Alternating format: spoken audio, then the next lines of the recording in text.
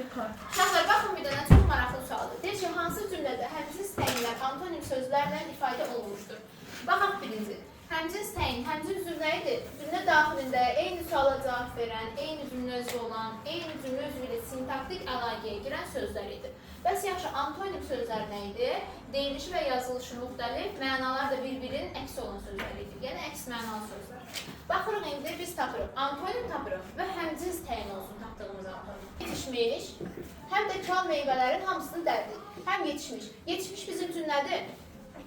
Yəni, tam artıq yetişən meyvə. Kal isə tam yetişməyən meyvə. Baxırsınız ki, əslində mənaların bir-birinin əksidir. Yetişmiş kal, düzdür, bir-birinin əksi olan mənalardır. Amma mən bunu antonim götürə bilmərəm. Bizim belə bir qaydamız var. Mənalar bir-birinin əksidir, lakin antonim deyil. Niyə? Birincisi, şəkilçi vasitəsilə antonimlik yaranıb. Məsələn, deyirsən ki, bivəfa, vəfalı. Yaxud da vəfalı, vəfasız, fərq yoxdur. İkinci səbəb isə eyni nitq hissəsinə aid deyil. Yəni, müxtəlif nitq hissəsinə aiddir. Antonimində əsas qızıl qaydası nədir? Yalnız eyni nitq hissəsinə aiddir. Burada kal sifətdir, amma yetişmiş sifət deyil. Nədir burada yetişmiş? Necə? Feili sifət. Düzdür? Artıq bu feili sifətdir. Bu isə sifətdir. Bizim üçün antonim ola bilməz.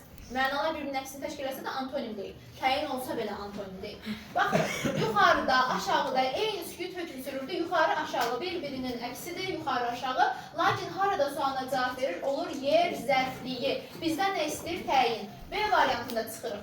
Qabarlı zəhmətkeş bir-birinin sinonimidir, yaxın mənalıdır. Cümlədə həmcins təyindir, lakin sinonim sözlərdir. Bunu da çıxırıq. Heç kimin səhvsiz, nöqsansız işi yoxdur. Necə səhvsiz, necə nöqsansız? Hər ikisi də mənim üçün təyindir, lakin burada da sinonimdir. Yəni antonimdir. Baxırıq D-yə.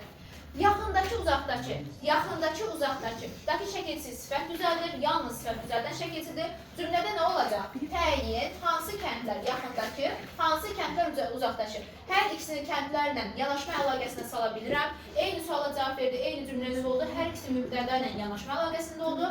Və baxıram kökə, yaxındakı və uzaqdakı, yaxın, uzaq sözlər bir-biri ilə antonimliyi təşkil edir. Çünki hər ikisi də sifətdir və əks mənalı sözlərdir. Cavab olacağına görə nə? D variantı.